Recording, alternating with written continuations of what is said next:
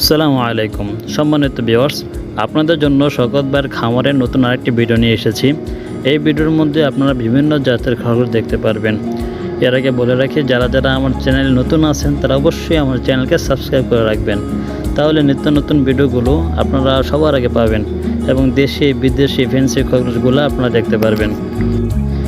দেখতে পাচ্ছেন এখানে কিছু বেবি রয়েছে মা সহ।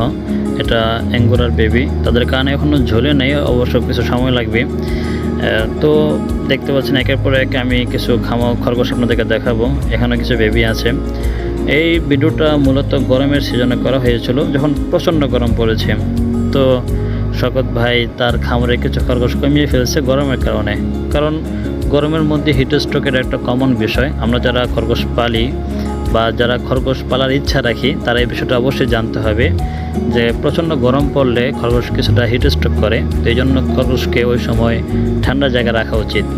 তো এটা আমরা সকলের খেয়াল করব, টেক কেয়ার কীভাবে করতে হয় এটা আমরা জানবো। এখানে দেখতে পাচ্ছেন কিছু রেবিট রয়েছে, বেবি খুব সুন্দর কালার, মাশাআল্লাহ।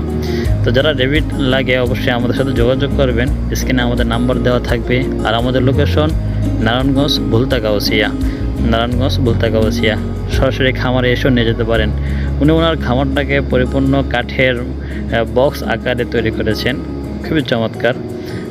খরগোশ খুব কম, মানে বাচ্চার মৃত্যুর হার খুব কম হয় এই কাঠের বাক্সের মধ্যে, উনি আমাকে এটা বলেছিলেন। তো এই জন্য দেখতে পাচ্ছেন খুবই চমৎকারভাবে বেবিগুলো করা এখানে, মাশাআল্লাহ।